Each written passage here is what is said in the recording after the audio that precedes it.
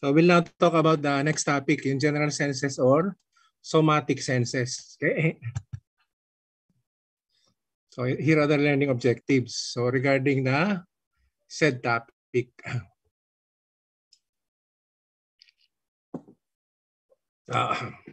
So the different somatic receptors as mentioned are present in almost all parts ng body from head to toes. Okay? And majority are present underneath the skin. Okay? So ito yung kanilang mga sensations associated with the different somatic receptors. Okay? And said somatic sensations or general senses are classified mainly into three. Merong mechanical, thermal, and pain sensation. Okay? Yung mechanoreceptive senses, these are the touch, pressure, vibration, tickle, and position senses. And it's very easy to differentiate one from the other. And the position sense, it is also known as proprioceptive sense or proprioception. And it is subdivided into static position sense and dynamic position sense. When we say static position sense, it is dealing with a non-moving body. So a normal person is capable of determining the position of a non-moving body or relationship of one body part to another body part while the body is stationary. Once there is movement, that is now referred to as dynamic position sense. And a person is also capable of knowing which body part is moving, direction of movement, and extent of movement. Okay? And this type of position sense is also known as kinesthesia or kinesthetic sense. Okay? Now, the thermal senses, pag moderate ang changes ng temperature, so we can activate the cold sensitive and warm sensitive thermo. Ang cold sensitive thermo, ito yung greater in number in the human body and associated with dual sensations. And type A delta and type C are utilized by the said somatic sense. And there is a greater activity ng cold sensitive thermo at 25 degrees centigrade. Another type ng thermoreceptors affected by moderate changes in temperature, yung warm sensitive thermoreceptors. Ito naman lesser in number and usually associated with chronic sensation. They utilize mostly type C fibers. Activity greatest at 44 degrees centigrade. Now, another group of thermoreceptors are now affected by extremes of temperature, yung very high and very low. These are the pain-sensitive thermoreceptors. Dual sense din ito. They make use of type A delta and type C fibers. Okay? And stimulated as mentioned at extremes of temperature below 15 and above 45 degrees centigrade. The person can adapt to thermal changes pero within a temperature of 20 to 40 degrees centigrade. Yan lang sa range na yan. We can observe adaptation sa thermal changes. We cannot observe adaptation if the temperature is below 20 because we are now nearing pain threshold. Di ba? Ang pain is usually non-adapting. Pag above 40 rin, we cannot observe adaptation kasi that is now closer to pain threshold. If we are exposed to an environment with very low and very high temperature, we use protective clothing to protect us against the effect of the extremes of environmental temperature. Okay, may mga clothing materials tayo. Okay? That's greater ang clothing material pag below 20, lesser pag higher than 40 degrees centigrade. Para ma-eliminate agad yung heat. Ayun yung characteristic nila. Pag cold sensitive, yung blue line. Okay? So greater ang activity sa 25. Ang warm sensitive thermo and warm receptor sa 44 degrees centigrade. Okay? Pag tumataas na greater than 40, 44, ma-activate na yung pain receptors. Heat pain sensation. Pag less than 20, ayan na yung cold pain sensation. Okay? What about when the body is exposed to an object with a temperature equal to body temperature? Ayan, 37 degrees centigrade ang body usually ang body temperature. what if the body is exposed to that temperature?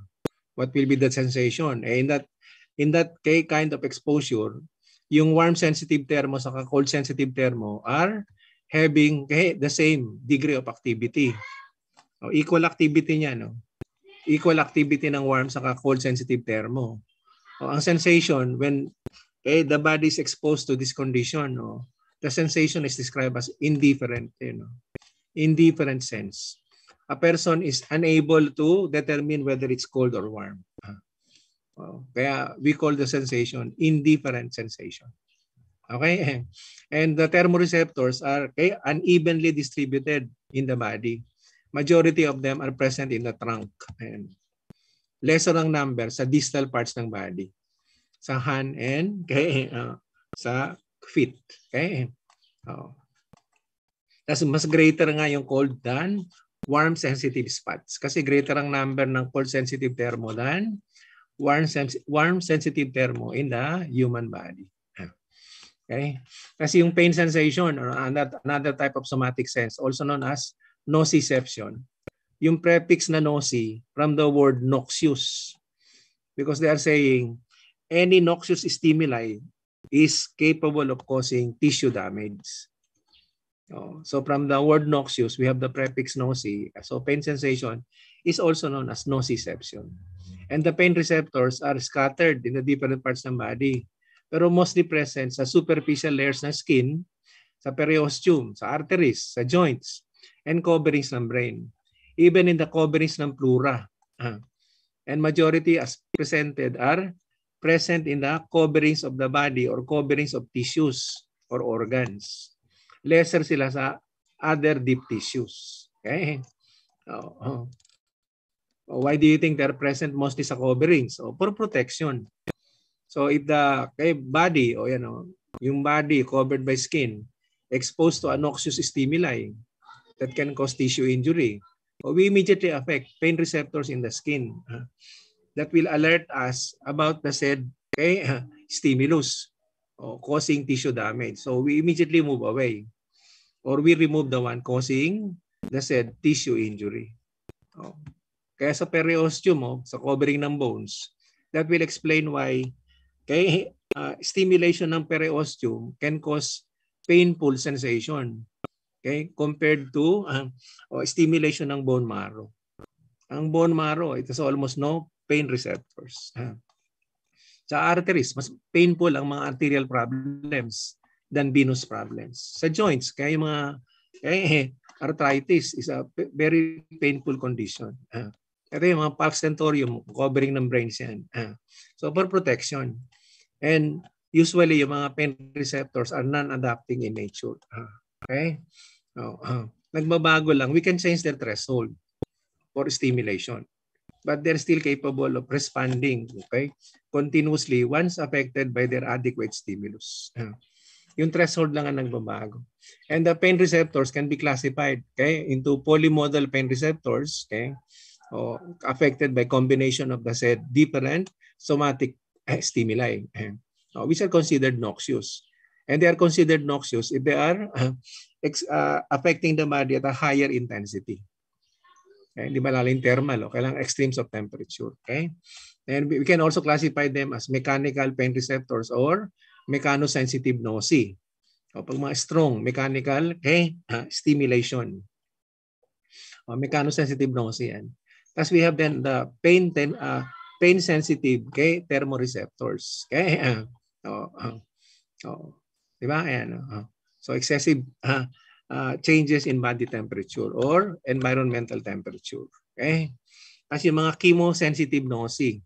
Usually itong chemosensitive noci or chemical pain receptors, the chemicals affecting the chemosensitive noci are mostly produced also by the body when there is inflammation or tissue damage.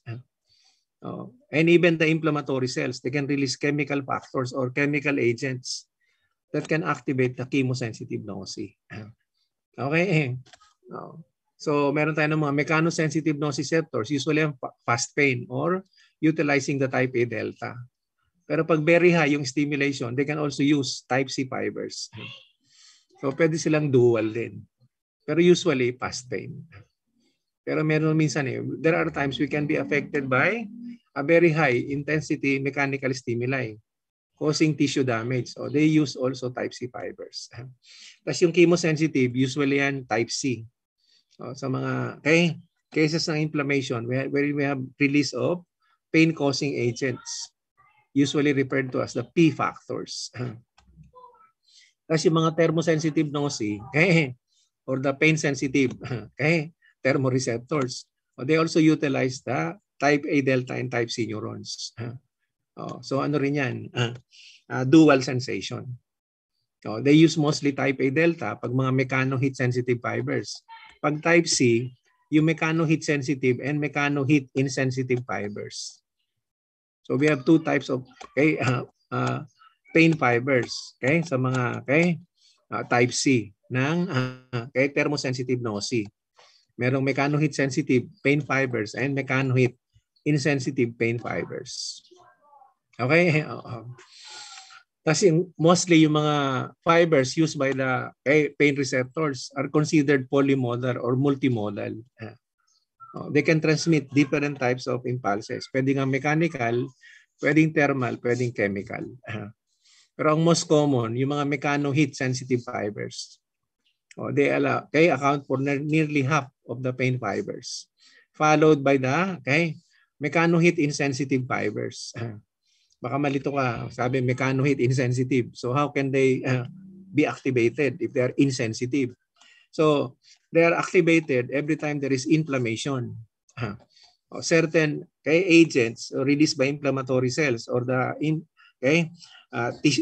injured tissues like prostaglandins, they can sensitize the mechano-heat insensitive fibers, especially mga substance P and CGRP produced by inflammatory cells that will render the mechano-heat insensitive fiber sensitive. That's the reason why in cases of inflammation, we have additional pain sensation. Kasi na-activate ito na normally they are insensitive. We make them sensitive in cases of inflammation. Kaya di ba greater ang pain pag merong inflammatory conditions happening in a certain part ng body. Kaya sa normal yan, okay? Pag mga enough yung intensity to cause pain sensation, pag heat and mechanical sensation. So usually they use type A delta fibers. Pag chemical and heat, they can use also type C. Yung mechanical, pag very high, they can also use type C fibers. Impulses are also transmitted eventually to the higher center, initially utilizing the spinal cord, dorsal horn. Okay? Kasi mga pain-causing agents are collectively called P factors. Ito sila. Ang most potent yung bradykinin once there is tissue injury. Even lactic acid. So anaerobic metabolism, kaya mga muscle hypoxia or any hypoxia affecting a certain tissue ng body that can lead to pain sensation. Di ba yung myocardial ischemia o nagkakaroon ng chest pain? So because of production ng lactic acid, if there is anaerobic metabolism due to lack of oxygen because of decreased blood flow. Okay? Kasi yung mga excess acetylcholine, proteases, and excess electrolytes like hydrogen and potassium. Maka-apekto yan ng chemosensitive nociceptors. Yung other agents released during inflammation by the damaged tissue or the inflammatory cells. So they cannot directly affect yung prostaglandin substance PCGRP. They don't have a direct effect on the chemosensitive noci, but they can enhance sensitivity of the afferent fibers associated with pain. So they can also lead to enhancement ng pain sensation because it can lead to greater transmission of impulses, pain impulses to the higher center. So these agents, yan, yung tatlo, prostaglandin, substance P, and CGRP, which can enhance the sensitivity of pain fibers, they do not directly affect the chemosensitive noci. They are called tachykinins. Okay? So yung mga P factors, other than directly affecting chemosensitive noci, they also affect sensitivity ng other pain receptors. O yung mechano and thermosensitive pain receptors. That will explain why if there is inflammation, we prevent moving the body part suffering from inflammation. Because additional movement, sensitive na yan, no? Sensitive na yung mechanosensitive pain receptors. A slight movement of the inflamed body part can lead to immediate activation of these pain receptors, leading to additional pain.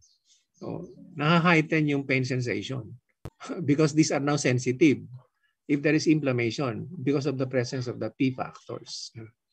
So the P factors will not only directly affect chemosensitive noci to cause pain, they can also heighten the pain sensation if you move the painful body part or you expose the body part to certain temperature.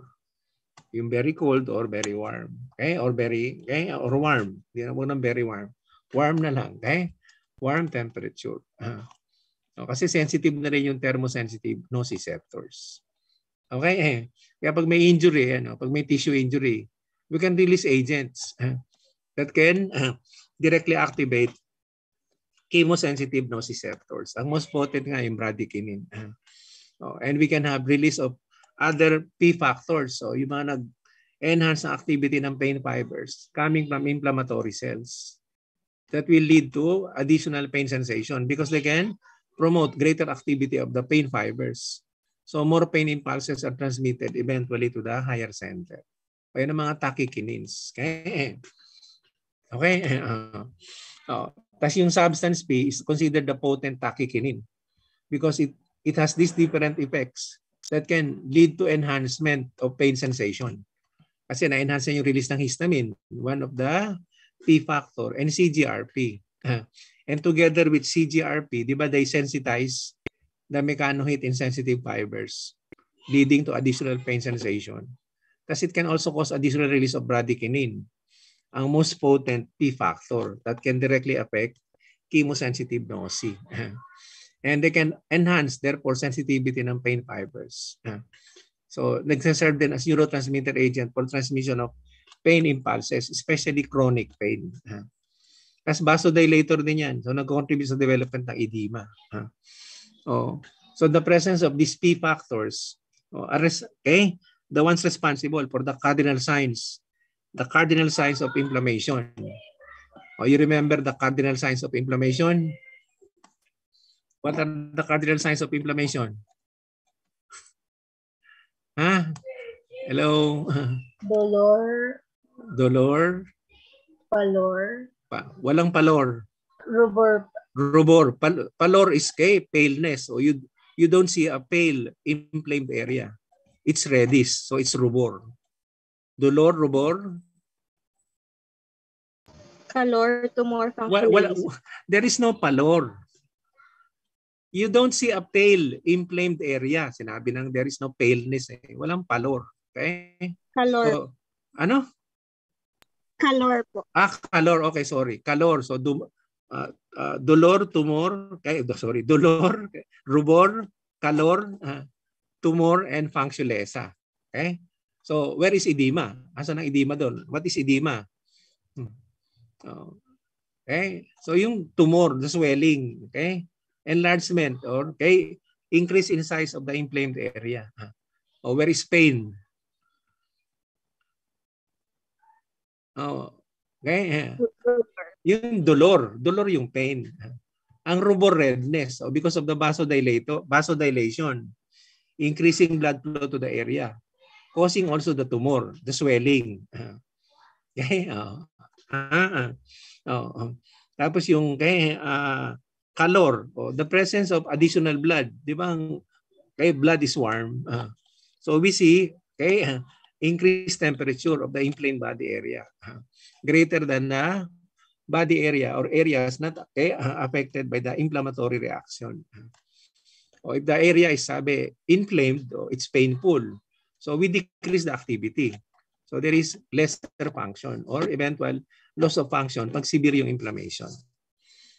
Kaya yung cause ng inflammation are the presence of these P factors. Okay? We can use drugs to lessen or remove the pain. Pag na-lessen ng pain, due to utilization of analgesic, if we remove the pain, the anesthetic agents. Pag analgesic, ang common action, they act against prostaglandin.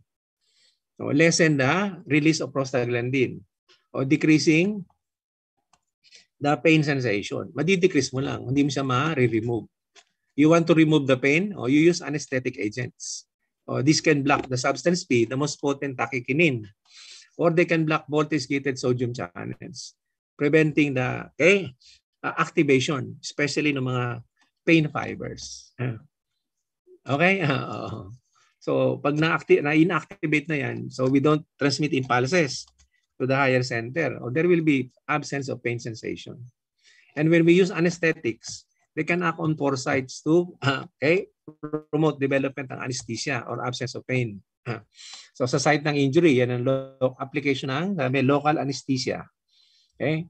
Yung sa dorsal horn, spinal anesthesia, neural plexus, the plexus block. Okay? And pag general anesthesia, we affect the neurons present in the brainstem. Okay? So yung pain is affected by so many factors. Okay? Diba usually ang common cause, exposing the body to noxious stimuli. That can cause tissue injury, causing pain sensation. But the sensation can be affected by psychological factors, situational factors, emotional factors. Di ba sa gender, sabi, who is more sensitive sa pain? Male or females? Di ba dapat alam mo na yun kung sino sensitive sa pain? Yung situational factors, any expectation, common to sa students. When you take an exam and you think the exam is easy, you're expecting you will pass the exam. But when you get the results, you obtain a failing grade. So it's not your expectation, di ba? There is a feeling of pain. Nasasaktan ka. Ba't ang baba ako? Why is my grade very low? The exam is easy. Okay? So if it is not your expectation, you experience pain sensation. So that can affect the said somatic sensation. Yung emotional factors can also affect pain sensation. So that is the reason why they say among the different somatic sensation, the somatic sensation of pain is the one mostly affected by facilitation and inhibition. If facilitated, a person becomes pain sensitive. Very easily capable of developing pain. Pag inhibited ang pain sensation. The person is described as pain insensitive. Kaya merong mga pain sensitive person, merong pain insensitive. Pag pain insensitive, we describe the person as hypoalgesic. Pag very sensitive, we describe the person as hyperalgesic. And most persons are hyperalgesic. Very sensitive sa pain. Okay? And in hyperalgesia, we have subtypes. Merong primary hyperalgesia, wherein the problem is present, affecting receptors. So, problems are receptors, yung nociceptors. One good example is allodynia. In this condition, the person is very sensitive to somatic stimulation. Even the non-painful, normally non-painful somatic stimuli can lead to pain sensation because of the sensitization of silent nociceptors. So one good example is sunburn. If there is no sunburn, you touch the skin, there is no pain. But once the skin is suffering from sunburn, mere touch can lead to pain sensation.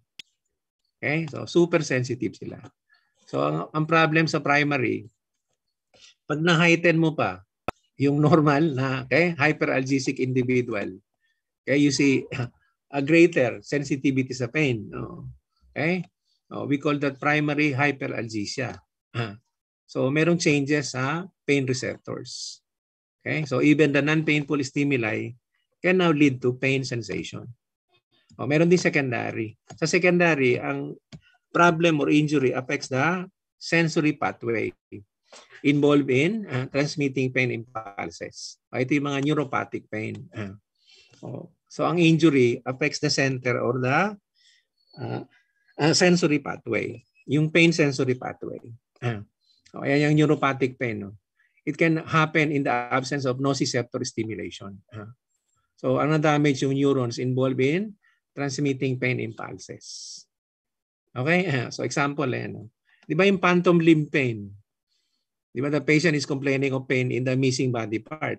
So there is no stimulation ng pain receptors directly. What are activated are the sensory neurons. Okay? Yung mga example yan ng neuropathic pain. Even the central pain, neuropathic yan. Ang injury affects the higher center and the major pathway involved in transmitting impulses towards the cortex, yung spinothalamic tract. Okay? So usually severe yan and spontaneous. And it's very hard to treat these patients suffering from this problem. So bibigyan mo yan ng anesthesia. Okay? O yung pain pathways, mostly as mentioned, yung spinothalamic.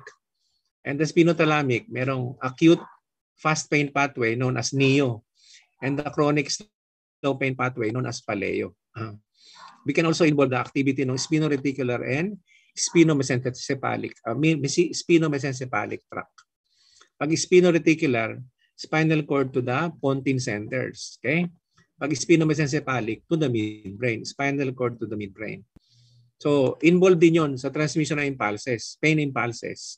Pero ang mostly involved is spinothalamic to transmit impulses to the higher center, the thalamus and the cortex. So, masasama din yung spinomesencephalic and spinoreticular. Kasi it is combined with the spinothalamic tract. So, mag-transmit na impulses from the spinal cord to the thalamus to the cortex. Okay? That's when they transmit impulses, pag mga type C fibers, so using the spinothalamic tract, as mentioned before, when they enter the dorsal horn, pag enter ng dorsal horn, they go immediately to the opposite side. Iko-cross agad nila yung center ng spinal cord. Immediate ang crossing over. And then transmit the impulses to the thalamus. And then also to the cortex. But when they transmit impulses to the cortex, pag type C fibers, they do not transmit impulses to the parietal lobe. Ang transmission ng chronic pain impulses from the thalamus to the cortex, ang affected sa cortex, yung frontal lobe and the limbic system. So they will not affect the sensory homunculus present in the parietal lobe. That's the reason why yung type C fibers, so pag involved, chronic pain yan, di ba? Type C chronic pain. Yung chronic pain are usually protopathic pain, poorly localized. Okay? Yan ang paleo-spinothalamic, the slow pain pathway or chronic pain pathway. Pag type A delta, type A delta fibers, okay? Pag type A delta fibers, ito yung sa fast pain. O similar yung manner of ascend. Ayaw. Yung manner ng ascend, similar to type C. They will also immediately cross to the opposite side using the central portion of the cord para mag-cross. And they transmit impulses also to the thalamus. But when they transmit impulses to the cortex, they transmit impulses mostly to the parietal lobe. Sa parietal cortex, where we have the sensory homunculus. Kaya yung mga acute pain sensation is usually epicritic. Basta acute pain, epicritic yan. Easily localized because the impulses as presented are transmitted to the parietal cortex where we have the sensory homunculus. Neospinothalamic yan.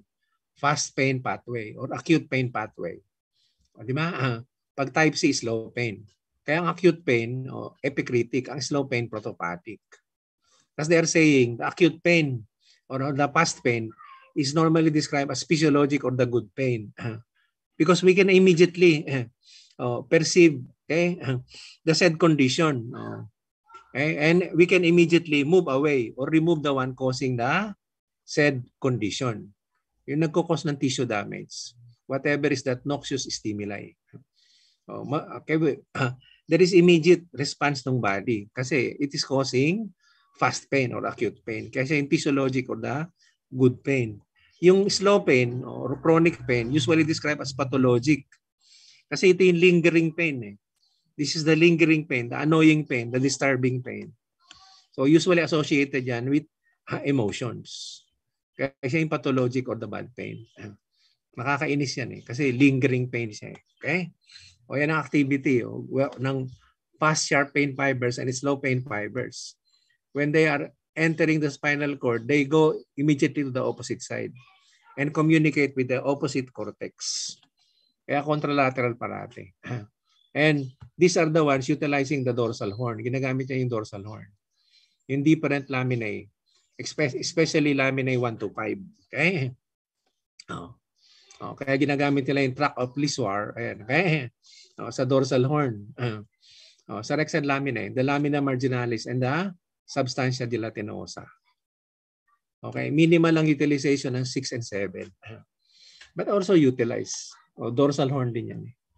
Ang ventral horn, itong K8 and 9. Okay? Tapos ginagamit ka lang yung central part ng cord. Ayan. Okay? Sa spinothalamic. Ito yung characteristic na spinothalamic pathway na neo-spinothalamic pathway. Di ba fast yun, kaya type A delta. Ang common transmitter agent nila, glutamate. But at times, they can use substance P. So they can transmit the impulses to the thalamus and eventually to the parietal cortex. Kaya epicretic siya eh. Sa parietal cortex, remember we have the sensory homunculus. Okay? So concerned siya with discriminative aspect of pain. Yung sinasabing good pain. Okay? Yan ang karakteristik niya. So using type A delta, mostly utilizing lamina 1 ng rexed laminae. Okay? Kasi ang major transmitter, glutamate. Acute pain sensation niya na usually epicretic.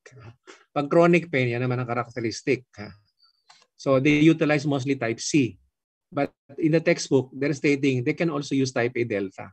Pero mostly type C. Kasi ang transmitter agent niya, mostly substance P. And they can also transmit impulses to the thalamus and to the cortex. Pero sa cortex, they only transmit impulses to the frontal lobe and the limbic system. They do not transmit impulses to the parietal cortex. So they do not reach the sensory homunculus. Kaya protopathic senses, yung chronic pain. Kasi ito yung sinasabi, di ba, pathologic or bad pain. Kasi lingering pain yan. Tapos poorly localized. So highly emotional yung patient. Okay? So ito yung concerned with motivational affect component of pain or the emotional aspect of pain. Yung chronic pain. Yan ang karakteristik naman ng paleospinothalamic. So mostly using type C fibers. Sabi pwede rin gumamit ng type A delta. So mostly type C. And in the laminae, ang ginagamit niya mostly lamina 2 and 3 and lamina 5. Ang major NTA substance P. Okay? Pero there are times they can use glutamate. Just like the neo-spinothalamic. Okay? What are the other pain sensations? Ito madali lang. Pag skin pain, so the injury is affecting the skin or also known as superficial or parietal pain. Okay? Usually yan, epicretic pain and acute pain. Yung projected pain, so alam nyo na to, you know this already, yung phantom limb pain. And as mentioned, these are seen in cases of amputation. But the phantom limb pain is commonly observed in cases of accidental amputation of a body part. So not all cases of amputation can lead to phantom limb pain. And only 50 to 80% ng amputees. Okay, usually accidental amputation of a body part. Kasi pag scheduled amputation of a body part, okay, very few patients will exhibit phantom limb pain. Pag scheduled amputation. Kasi the body part scheduled for amputation is already having a problem. Okay? And there are some certain cases, the said problematic body part about to be amputated is having no sensation. So there will be no more phantom limb pain. Okay? Or like for example, in diabetic gangrene. Diba? You know this, especially mga nursing graduates. Sa mga diabetic gangrene, yung said gangrenous body part to be amputated. So, okay? After the amputation, okay, the patient will not experience phantom limb pain. Why? The gangrenous body part is already having no sensation. So the patient is not anymore aware that the said gangrenous body part is still connected to the body.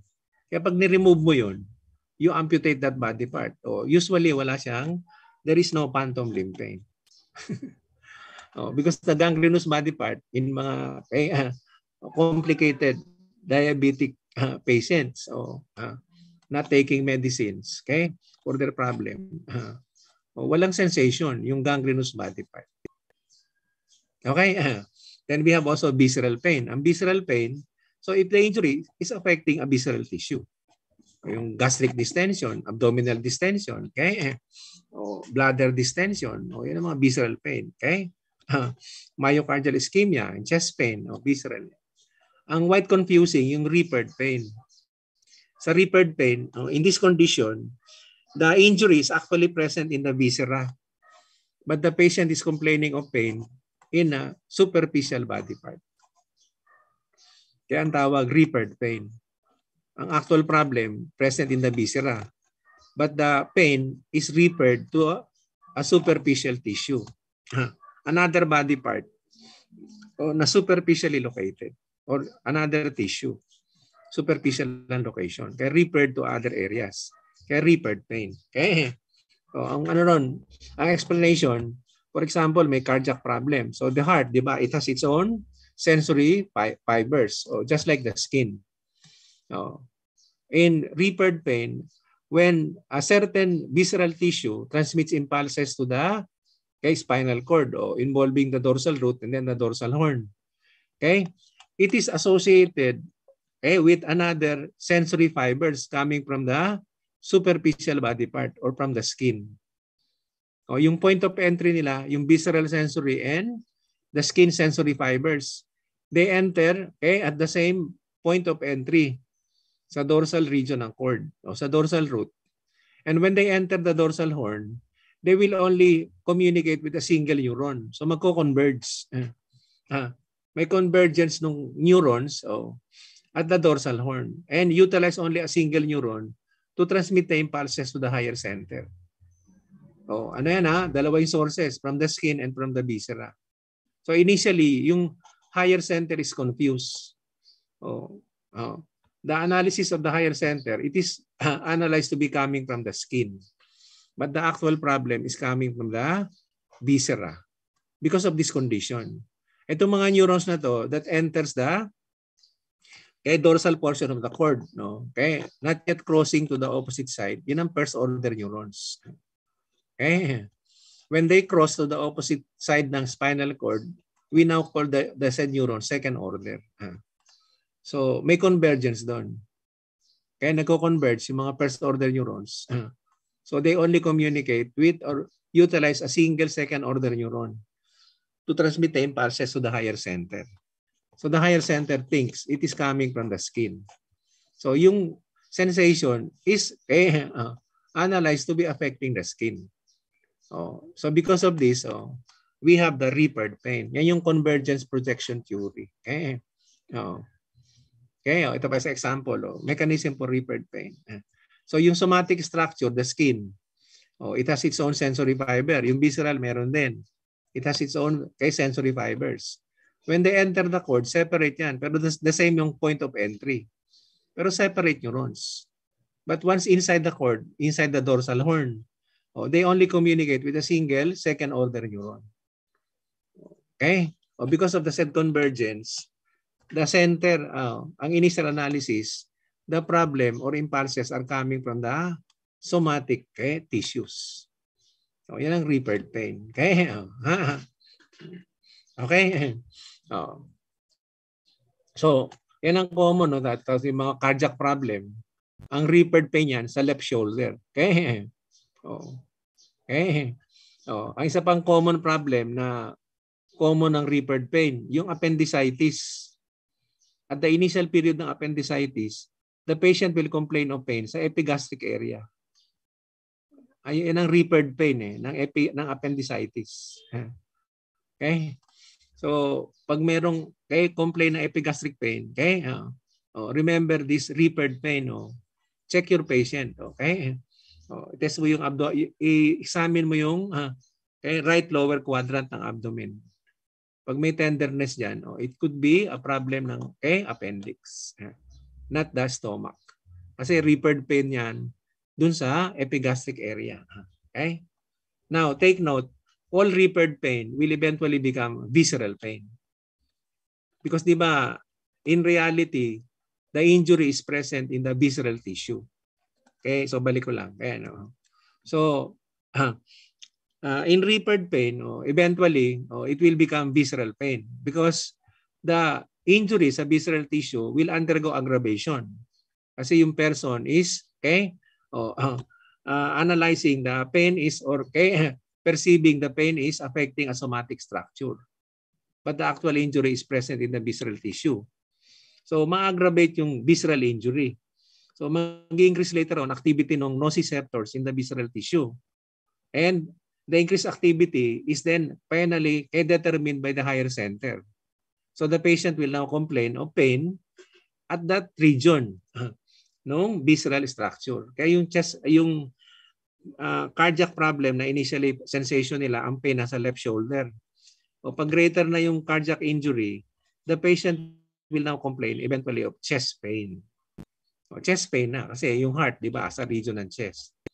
O sa appendicitis, initially ang complaint nila epigastric pain. O nag-aggravate yung injury ng appendix.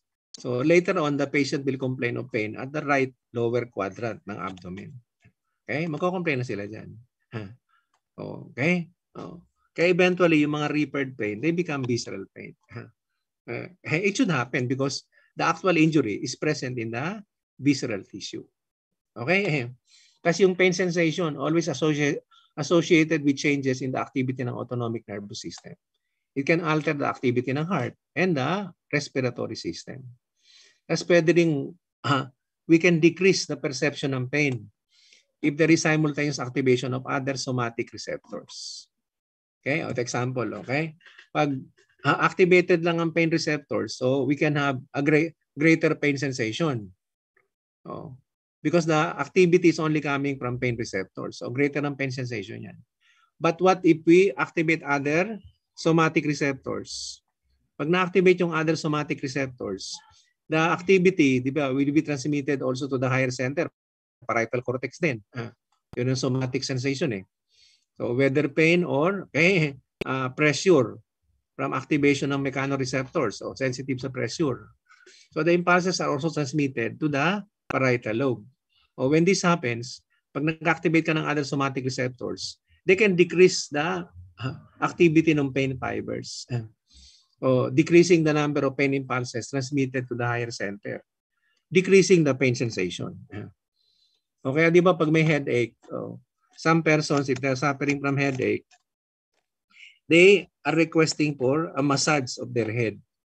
When you massage their head, nalilesen yung pain sensation. Because of this. Okay? Para din yung lateral inhibition mechanism. Okay? Kasi ito yung mga effects sa autonomic nervous system. Pwede mag-increase ng sympathetic activity. Mag-increase ka ng mga release ng stress hormones. Okay? Sa cardiovascular system, mag-increase ng heart rate. Sa respiratory, we can change activity ng lungs. Okay? Sa GIT, magdi-decrease ng parasympathetic activity. Kasi nga, nag-increase ng simpa. Okay? Sa genitourinary urinary tract, we can have urinary retention or decrease decrease urination. Pag ang affected mga muscles, madidelay yung ambulation or movement.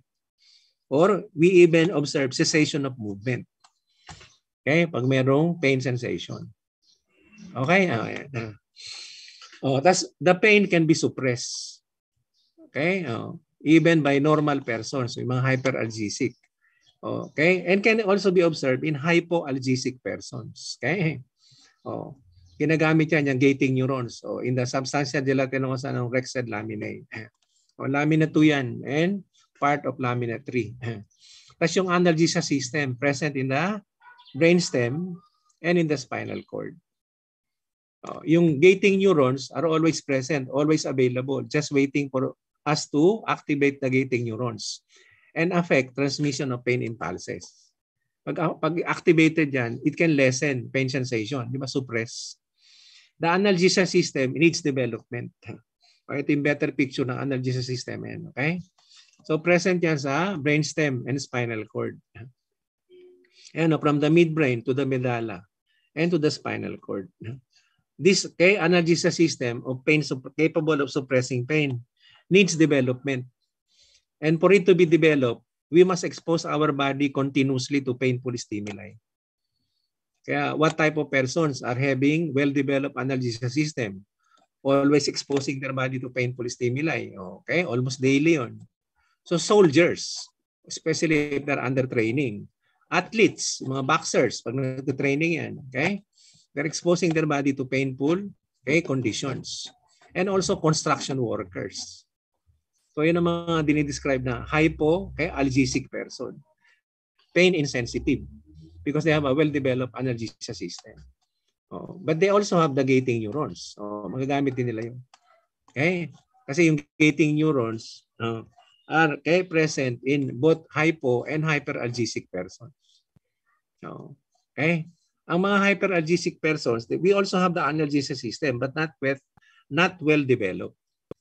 Well developed ito sa mga pain insensitive persons. Okay? Ayan sila.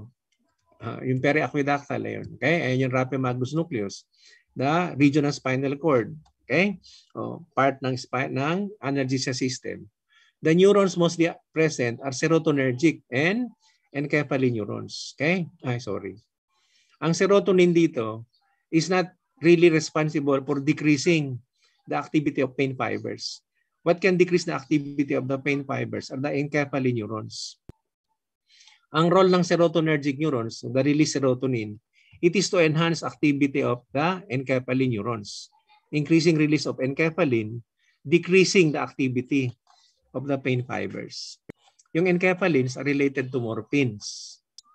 Kaya pag nag-increase activity niyan, okay, lesser yung activity ng pain fibers. So less pain impulses are transmitted to the cortex. So lesser ng pain sensation of a person with well-developed analgesia system. Okay? That is the reason why the analgesia system is also at times referred to as the opioid-mediated analgesia because of the utilization ng encaphalins. Activity enhanced by serotonin. Okay? So yan ang present sa hypoalgesic persons. Well-developed yan. Sa hyperalgesia, we have also the said system but not yet well-developed. Gusto mo i-develop, expose mo yung body mo. Okay? Continuously or constantly to painful stimuli. Okay? Yung gating neurons naman, present yan in both hypo and hyper. Okay? And always available. If ever needed, they're immediately activated. Okay? Substantia gelatinosa yan. Sa lamina 2. If activated, they can stop or block the transmission of pain impulses, whether coming from type A delta or from the type C fibers. Ko-close niya yun. Okay? Yung region ng pain pathway where we have the substantia gelatinosa. Di ba yung lamina 2? And when do we observe activation of these gating neurons in the substantia gelatinosa? When a person is exposed to stress. Kaya ito yung stress-induced analgesia. So when a person is under stress, lesser yung pain sensation. At that point in time, when a person is under stress, the person is described as pain insensitive.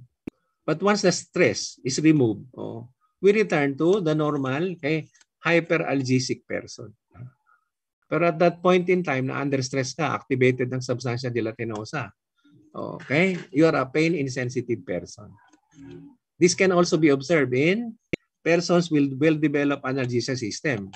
So they will become more pain insensitive. So mas na-enhance yung kanilang pagiging hypoalgesic individual pag na-activate yung gating neurons. Okay? So yung gate control theory daw, yan ang responsible for this lessening ng pain Pag nag-massage ng painful area, applying irritable agents to a painful area, yung TENS, so yan ay meaning ng TENS, okay? And also in cases ng acupuncture. So na-activate yung gating neurons. So magko-close yung pain pathway involving the dorsal horn. Diba? Andun ang substantia gelatinosa. So lesser pain impulses are transmitted to the cortex. Okay? Kasi yung, di ba nagagamit din ng gating neurons ng hyperalgesic person, ng mga soldiers. So when it happens, okay, once they suffer from tissue injury during battle, they ignore the said tissue injury while in battle. Okay? Kasi di ba hypoalgesic na sila, well-developed ang analgesia system. Plus they are under stress. So in the battle, activated ang gating neurons. So na-enhance yung pagiging pain-insensitive person of the said soldier. But they will have the pain sensation after the battle. Okay? Sabi niya, aray ko, may sugat pala ako. Okay? So they will feel the injury after the battle. Kasi during the battle, under stress siya, activated ang gating neurons. Okay? Pero lesser ang mga pain sensation yan kasi well-developed ang analgesia system. Okay? Tapos anong purpose ng pain? Yan, alam nyo na yan. Warning yun. Di ba? We avoid anything that can cause tissue damage. And it forces the person to rest the painful body part. And also a basis for learning. Di ba? When you're exposed to something that can cause injury, you don't want your body to be exposed again to the same stimulus. Okay? You avoid exposing the body again to the said condition. So basis for learning yun. Di ba? When you get a failing grade, di ba? Kaya masakit yun. Kaya sabi mo, next time I will not fail in any exam. So, basis yun for learning. Okay? Kasi yung mga pain pathways, yung mga sensory pathways, sa somatic sensations, we have two major pathways. Yung dorsal column, also known as medial lemniscal, and the anterolateral or the spinothalamic. Discuss na ng konti yung spinothalamic sa pain sensation. So yung dorsal column, also known as posterior or the medial lemniscal pathway. Okay? Because in the spinal cord, they do not utilize the dorsal horn. They utilize the dorsal column. Kaya nga tinawag na dorsal column pathway. And in the brainstem, they make use of the medial lemniscus. So it is also known as the medial lemniscal pathway. So I'll present the diagram later. Okay? So ito yung characteristic ng dorsal column pathway. So limited siya sa mechanical sensations. Yung fine touch, fine pressure sensation, vibratory sensations, and proprioceptive sensations, which are all discriminative sensations. Okay? All of them are mechanical and all of them are discriminative. Fine touch, fine pressure, proprioception, vibratory sensations. Limited siya doon. It is not capable of transmitting impulses associated with pain and thermal sensations. Mechanical lang siya, purely discriminative. Okay? And the crossing ng fibers does not happen in the spinal cord. It happens in the lower medulla, utilizing the medial lemniscus. Kaya it is also known as the medial lemniscal pathway. Okay? Kasi ang ginagamit niya, yung mga myelinated large diameter neurons. Kaya mga fast conducting yan. And they have better representation in the sensory homunculus. So associated with epicritic senses. And they have fine gradation of stimulus intensity. So minimal changes sa stimulus intensity, they are determined by the different sensations associated with the dorsal column pathway. Okay? Ayan pa yung pang-characteristic. Okay? This will contribute to the epicritic sense. The receptors utilized by the dorsal column or involved in the sensations associated with the dorsal column, yung mga receptors, they have smaller receptive fields or the sensory units. Because one neuron carries only one sensation. And lesser synapses are involved for them to transmit impulses to the thalamus and the cortex. Kaya that will contribute to faster transmission of impulses to the higher center. As mentioned a while ago, they do not use the dorsal horn. Ang ginagamit nila yung dorsal column. And in the dorsal column, if you remember in your neuroanatomy, we have the fasciculus gracilis and the fasciculus cuneatus and the respective nuclei that is used by the dorsal column. And using this fasciculi and the respective nuclei, the body is divided into two. Yung dorsal column gracilis pathway is utilized by impulses, somatic impulses associated with mechanical sensations from the lower trunk and legs. Lower portion ng trunk and the legs. Dorsal column gracilis pathway yun. Pag sa upper trunk, upper extremities, okay? The neck region and the posterior part of the head, it will utilize the dorsal column cuneatus pathway. So divided ang body sa dorsal column. Yung lower portion gracilis, yung upper portion cuneatus. So epicretic senses yan. Ito yung mga discriminative senses na to. Okay? Involving the dorsal column pathway. Yung position sense, pareho, static and dynamic.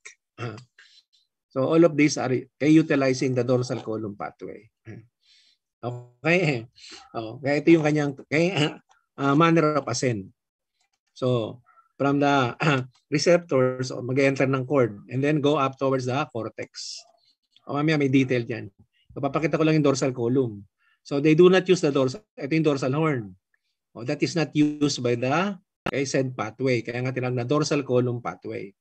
Ang ginagamit niya yung medial side ng spinal cord, the dorsal column. Medial yan, lateral ang dorsal horn. Ito medial siya. Kasi in the dorsal column, at the medial side ng dorsal column is the fasciculus gracilis. So, magka-transmit na impulses or receives impulses from the leg and the lower trunk. Pag fasciculus gracilis. Pag fasciculus cuneatus, lateral side ng dorsal column. So upper trunk na yan. Upper extremities, the neck and the occiput.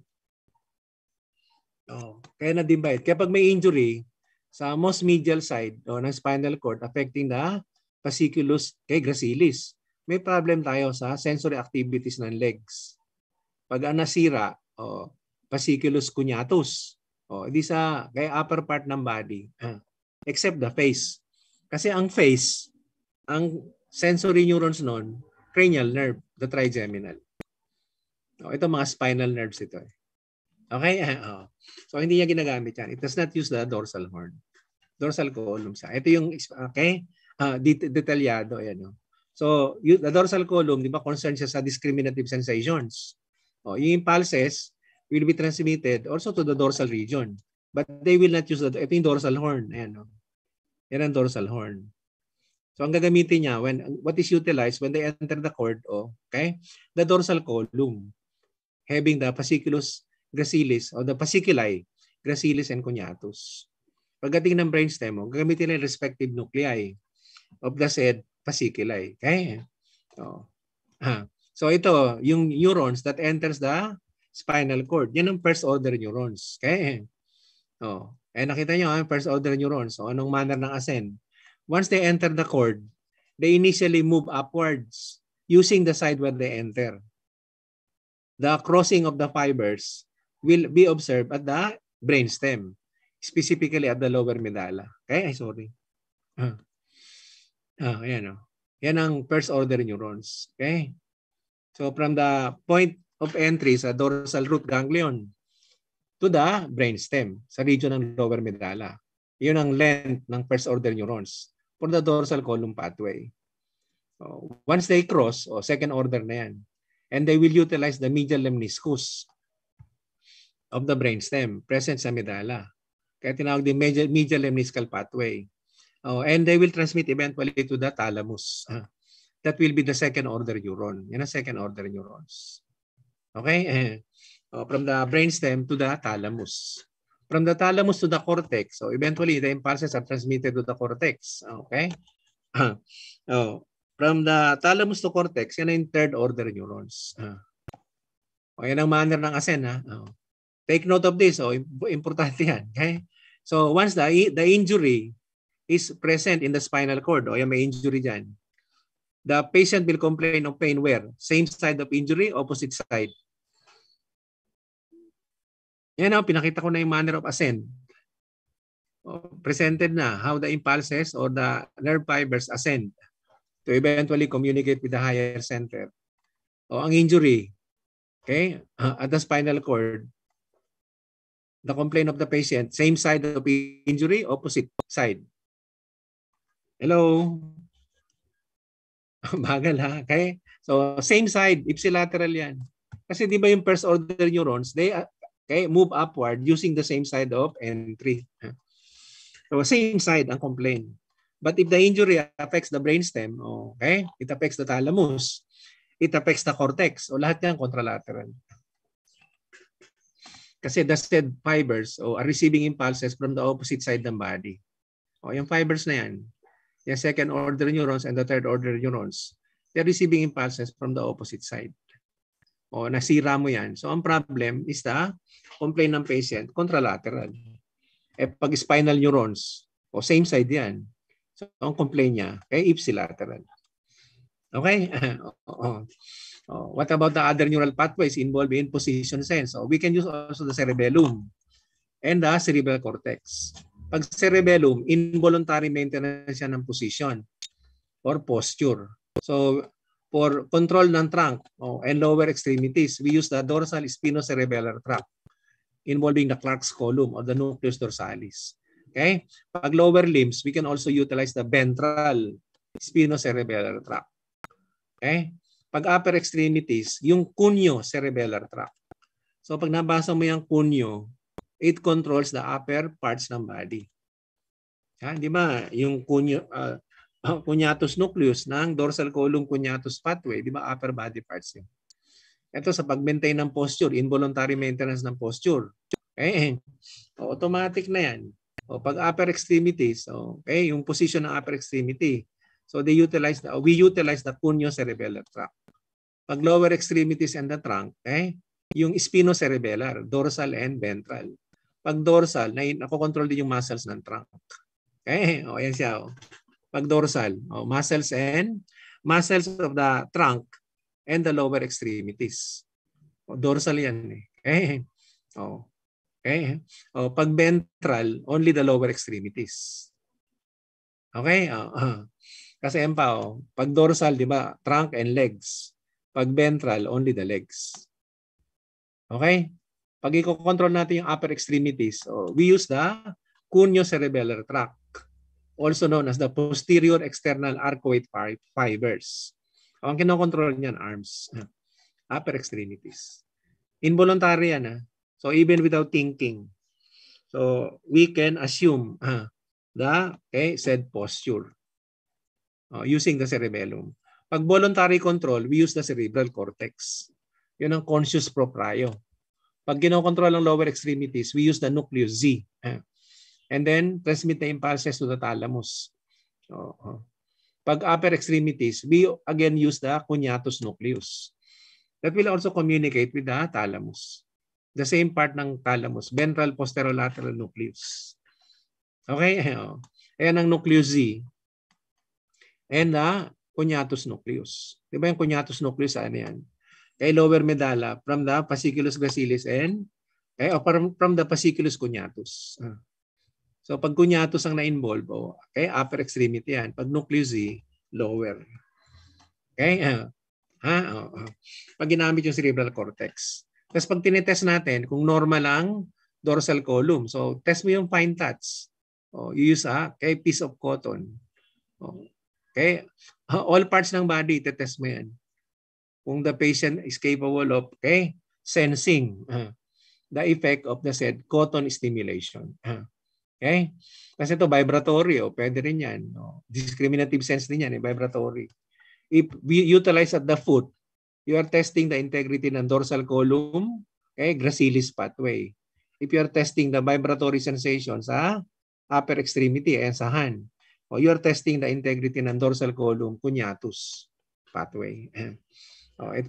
Pwede rin ng 2-point discrimination. Discriminative din yan. Okay? Yung stereognosis. Okay? Graphesthesia. And also position senses. Ito, testing proprioception. And you're asking the patient whether the finger is move upward or downward or lateralwards. Or you're testing what type of position sense.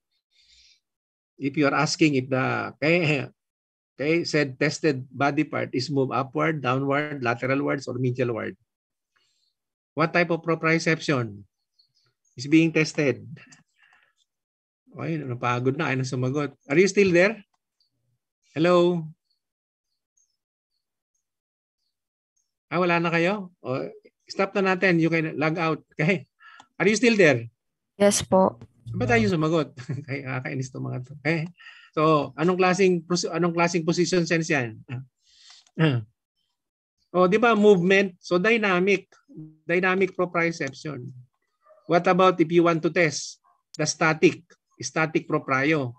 So you only tell the patient, okay, to assume a certain position and move a certain body part in a certain position. Ayan, tingnan mo yung lower extremity niya. And allow the patient to duplicate the said position using the other body part. Okay? Yung opposite body part. Duplication lang ng position. Okay?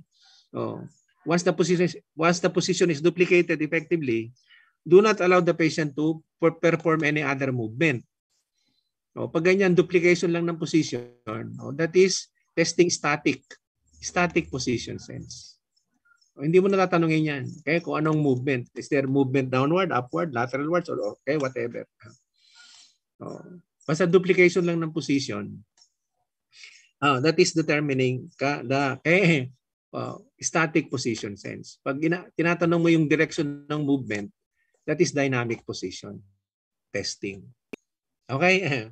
Kasi another, pag-perform ng touch sensation, light touch lang yan. Sabi, do not use hypodermic needles. Very sharp yun. Okay? So, ang ginagamit ay kung gusto mo ng pointed objects, mga toothpicks lang. That will not cause injury to the patient. Kasi pag nag-cause ng injury, edi hindi na yung testing ng dorsal column. Pain sensation na yun . So, you are now testing the spinothalamic pathway. So, ang ginagamit ay pag pointed object, toothpicks lang ginagamit. Yung pointed pencil. Okay? Light touch lang . Okay? Tapos tingnan mo kung ma-activate siya ng pointed object o di kaya blunt object. Pwedeng tip ng paperclip o tip ng cotton swab. Ito na nag-advertise pa nga. Ginamit Q-tips. Okay? Mahal pa ginamit. Okay? Another pathway is spinothalamic, also known as anterolateral or ventrolateral.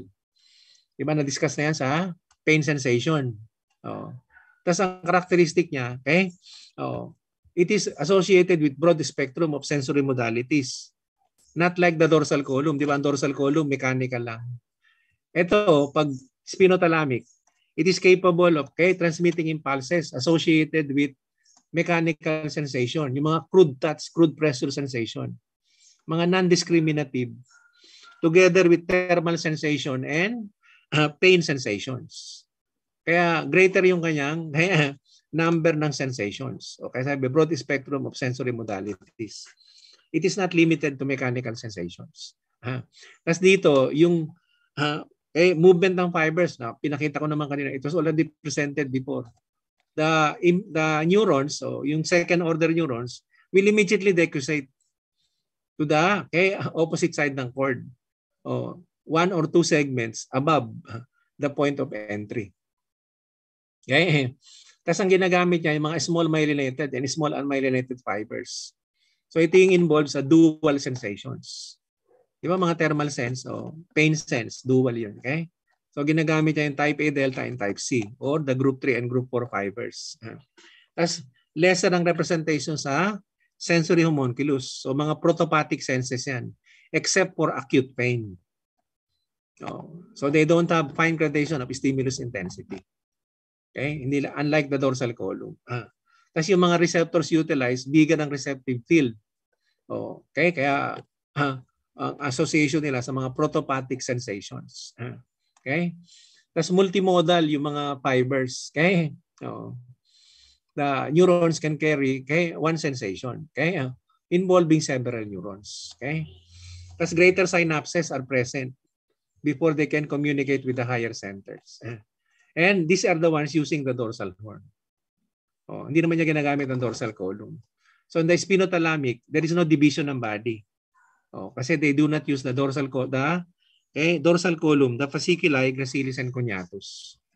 So there is no division ng body ng upper body and lower body. Ginagamit niya dorsal horn. Protopathic senses yan. Okay? Tapos ito yung mga protopathic senses, non-discriminative.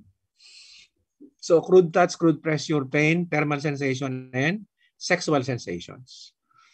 Tapos yung spinothalamic, divided into two pathways. May anterior sa lateral. Pag anterior, sa mga mechanical sensations, non-discriminative, crude touch, crude pressure. Ang lateral sa pain and thermal sensations. Okay? Yan ang division niya. So pag lateral, thermal and painful or pain sensations. Pag anterior, non-discriminative mechanical sensations. Crude touch and crude pressure. Diba yan sila? Yung dorsal column, discriminative yan. Pag spinothalamic, pag lateral, pain and thermal. Non-discriminative yan. Pag ventral, mechanical na non-discriminative. Crude touch and crude pressure. Okay? Kasi ito nga kakaibahan. Ito kaibahan niya eh.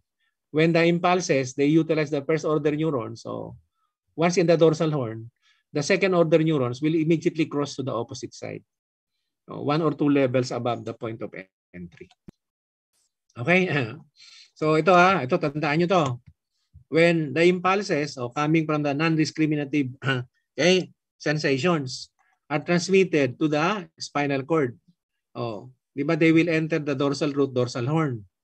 But once they are now at the dorsal horn, there is immediate crossing over to the opposite side ng spinal cord. So ang na-observe, they have a very short first order neurons. Shorter lang ang first order neurons niyan. From the point of entry to the dorsal horn. Kasi once at the dorsal horn, di ba, second order neurons na yan, magko-cross na sila sa opposite side. Once the neurons are now crossing the opposite side, second order neurons na yan. So, shorter ang kanilang first order, longer ang second order neurons. Ito from the spinal cord to the thalamus. Pag dorsal column, from the brainstem to the thalamus. Shorter ang kanyang second order neurons. Okay? Ang third order neurons nila identical, ang length. From the thalamus to the cortex. Okay? Look at the manner of ascent. So if you are asked, pag may injury sa spinal cord, saan ang complaint ng pasyente? Same side, opposite side? Opposite side po. Very good. Salamat. Sumagot din. Thank you. Okay? So dito, pag spinothalamic, injury affecting the spinothalamic pathway, ang complaint ng patient is always contralateral. Kasi immediate ang crossing ng fibers sa spinal cord. Not like the dorsal column. Pag spinal injury, di ba, ipsilateral ang complaint. Kasi pag dorsal column, once they enter the dorsal portion ng cord, they will not use the dorsal horn. They will utilize the dorsal column. And they will ascend using the dorsal column. Same side nung point of entry. Kung right side pumasok, right side din ang entry. Ang crossing nila happens sa the brainstem. Di ba sa medial lemniscus ng opposite side. Kaya pag dorsal column, yung contralateral complaint, ma-observe na pag ang injury is affecting the brainstem, the thalamus, and the cortex. Pag spinal injury, dorsal column, same side. Pero pag spinothalamic, any part ng pathway will have contralateral complaint. Okay? Kasi yung mga test for anterolateral, so the pain sensation. Pero to elicit pain, just produce enough pressure to cause pain. Do not anymore allow the said stimulation to cause tissue injury. Huwag mo na hayaan mag-bleed. Huwag mong gawin yan, ha? To assess for pain sensation in a patient. So mag-apply ka lang ng enough pressure that will eventually activate the pain receptors. Once the patient said, masakit na. So pag nag-complain na, if the patient is now complaining of pain, stop the stimulation. So normal yung kanyang spinothalamic. Okay? Huwag ka na mag-produce ng injury. Okay? Kasi yung assessment ng cold and warm. So expose mo yung body part to a cold or a warm stimulus or stimuli. Okay? So to be precise, we use thermorollers. May precise temperature yun. Okay? Mga thermorollers. Okay? Okay? Tapos ano yung response ng pasyente? Yan ang mga comments. Pag hot, intolerably warm. Okay? Oh. Ha? Yun ang mga comments nila. Okay? Pag na-expose. O pwede sexual sensation. Pero baka mademanda tayo dyan. Huwag ko nang gawin. Okay? Oh. Kaya yung dorsal column spinothalamic, essential yan for body sensations. Oh, except the face. Di ba pag face trigeminal? Okay? Pero kaya sabi di ba sa lado niya yan? Sa facial sensation involving the trigeminal nerve. Okay? So yung trigeminal nerve is divided into 3 branches. Ophthalmic, maxillary, and mandibular. Okay? So you'll know more of this in your anatomy. Okay? And for facial sensations, they also communicate with the thalamus. O, ito, tingnan nyo maigi ha. Importante ito. When they communicate with the thalamus, the trigeminal nerve will transmit impulses to the ventral posteromedial nucleus ng thalamus. If you notice, pag mga spinal nerves, from the stimulation ng body, except the face, they communicate also with the thalamus. Pero they communicate with the ventral posterolateral nucleus ng thalamus. Na-notice nyo ba yun? Pag trigeminal nerve o ventral posteromedial nucleus ng thalamus, facial sensation yan. Ayan.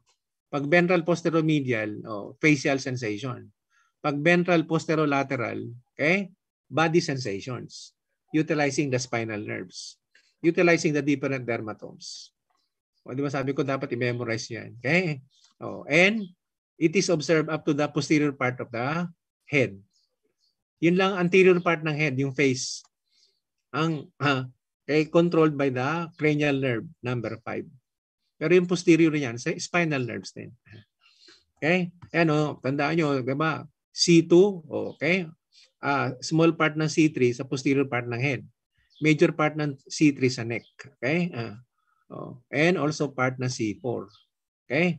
Pero pag C4, C5 na, okay? Region na yun ng clavicle. Okay? Ayan C4, C5. Kasi C4, suprasternal na. So malapit rin sa clavicle. Pag C3 sa neck. Okay? Pag T4, nipple line. T10, binanggit ko na yan, umbilical area. Okay? And so on. Agad sa ulado nyo yan. Sa hands, ayan. Okay? Yan ang mga nerves. Sa anatomy, malalaman nyo pa yan. Kaya mga sensory abnormalities na tayo. Ito, pag mga ganitong problem, affecting only half of the face. Yan yung trigeminal neuralgia. Usually affecting the second and third division of the trigeminal nerve, yung maxillary and mandibular. Kaya yung painful sensation, mostly at the region ng cheeks. Especially the part ng cheeks close to the anterior portion ng ear. Minsan naapektuhan din ang jaw kasi yung mandibular division ng trigeminal nerve. Another term for trigeminal neuralgia? Yan yung tic douloureux. Common sa females, also known as Fodder-Hill's disease. Okay? Yung painful sensation ng face na one side lang, also known as prosopalgia. Yan siya, okay? Yan ang trigeminal neuralgia or tic douloureux. So may problem ka sa trigeminal nerve. Di ba neuropathic pain yan? Walang activation ng sensory receptors. Okay? Another problem ito, meron ka mga rashes with blisters affecting the course of a sensory nerve. Dito dapat sa oladomodermatomes. Also known as shingles. A viral infection. Ito yung herpes zoster. Viral infection, kaya usually self-limiting. Pero nakakainis yan because it can last for a month. Some of them can last for more than a year. Pag nag-last na siya more than a year, that is a complicated problem. Ang tawag doon, post-herpetic neuralgia.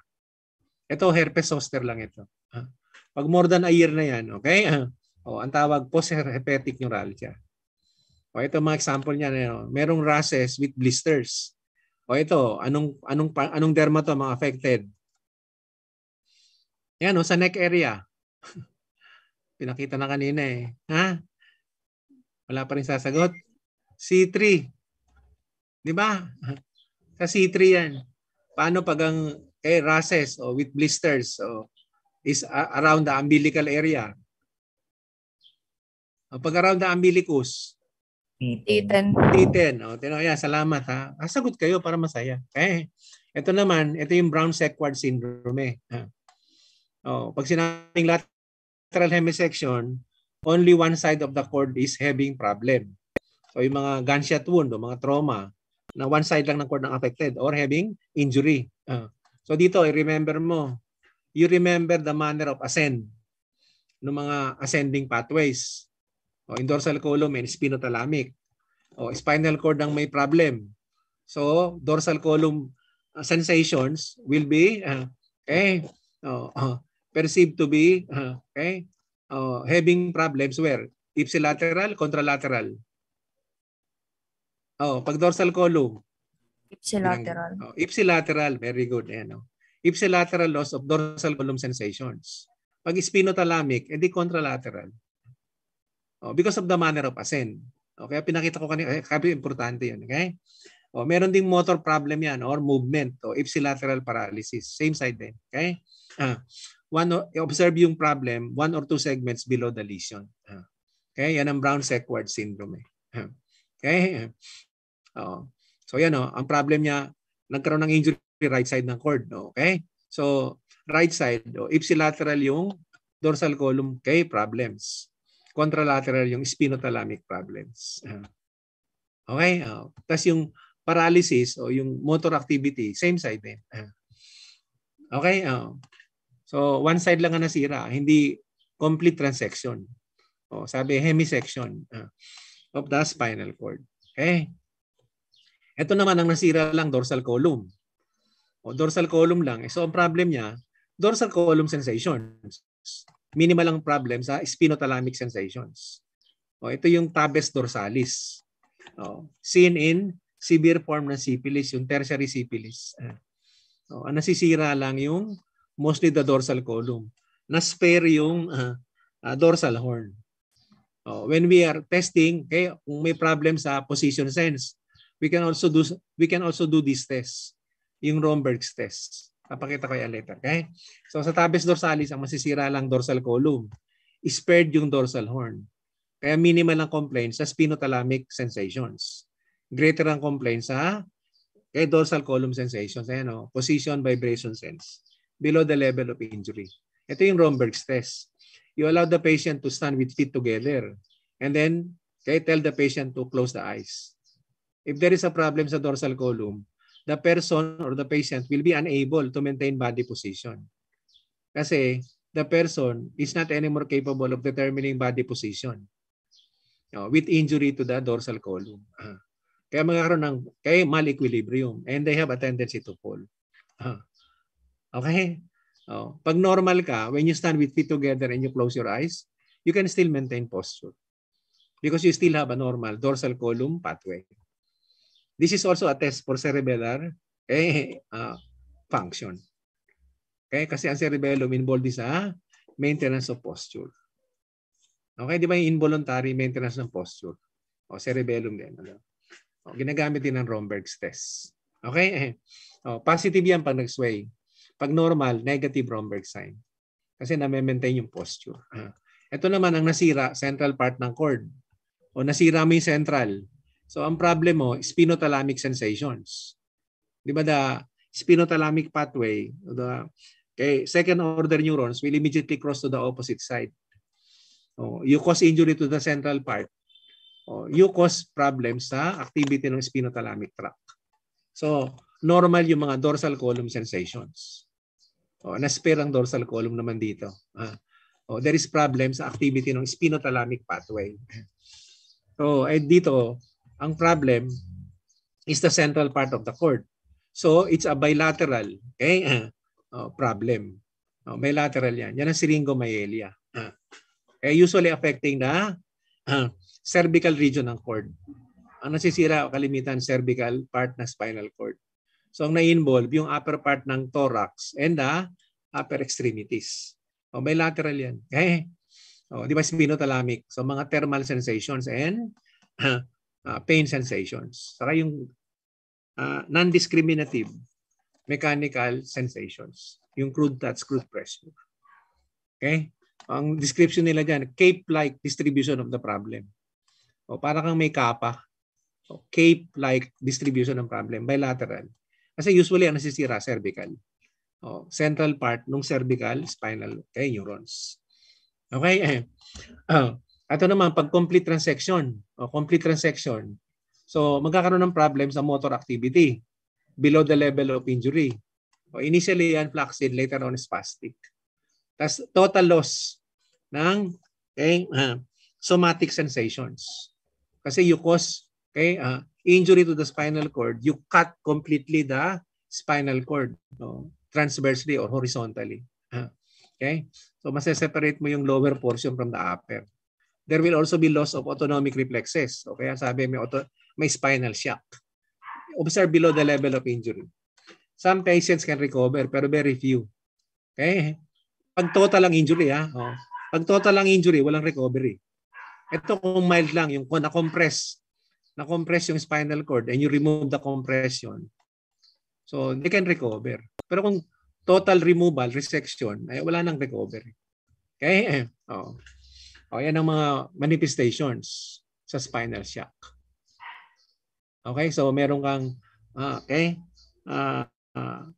motor problem, complete yan, below the level of injury. Okay? Motor paralysis. Complete loss ng somatic senses. And autonomic problems below the level ng injury.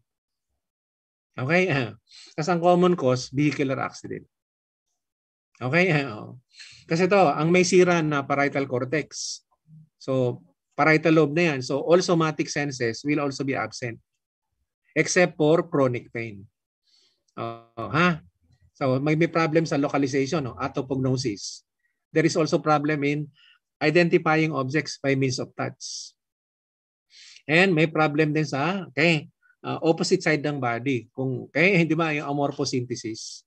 Kasi nasira mo one side ng parietal lobe or one side ng cerebral cortex at the parietal lobe. So that will cause injury not only to the Brodmann RS312 but also 5 and 7. Okay? Kaya lahat magiging problema mo, lahat ng somatic sensations. Whether dorsal column or spinothalamic somatic sensations. Pero ang na-observe, complete anesthesia is rare kasi nare-retain yung chronic pain. Because chronic pain impulses can also be analyzed by the thalamus. Kaya intact pa ang thalamus, nasira mo lang parietal lobe. So, meron ka pang analysis or ng chronic pain impulses. So, chronic pain stays. Kaya di ba yung mga pasyente na merong cerebral cortex injury affecting the parietal lobe, they're still complaining of pain. Tapos yung mga lingering pain, the chronic pain. Ito yung manifestation niya, siyempre contralateral. Kasi parietal cortex na yan. Contralateral yan. All types of sensation. Ang nare-retain lang, chronic pain. Now, pag may parietal cortex injury, for us to know yung degree ng injury, we look at the somatic senses. Pag in-examine mo yun, and there is absence of fine touch. All the other somatic sensations, normal. So, ang problem niya lang sa parietal cortex, mild. If there is an additional problem with proprioception together with fine touch, mild to moderate injury na yan.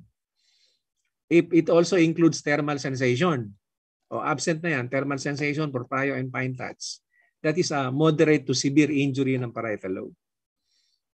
If there is also absence of acute pain sensation, together with thermal, proprio, and fine touch, that is a severe parietal cord injury.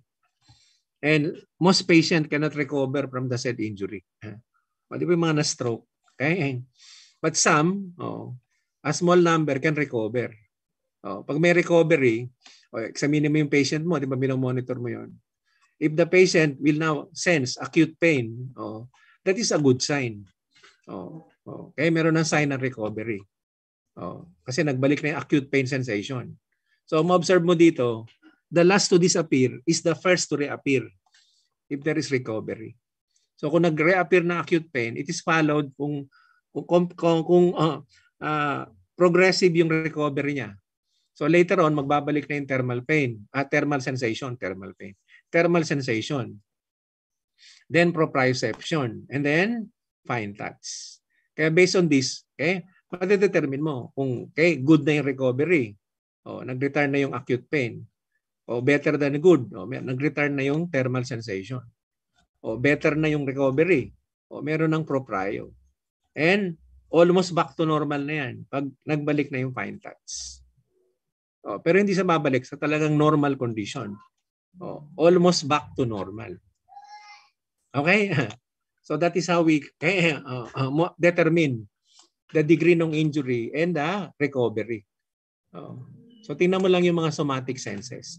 And as mentioned, ang nare-retain pag mayroong injury, yung chronic pain. Kasi nga, the chronic pain impulses can be analyzed by the thalamic neurons. Okay? You have questions? Hello? Wala po. Wala. Kung walang question, so that's all. Okay? Thank you for watching and listening. Okay? Tingnan ko lang.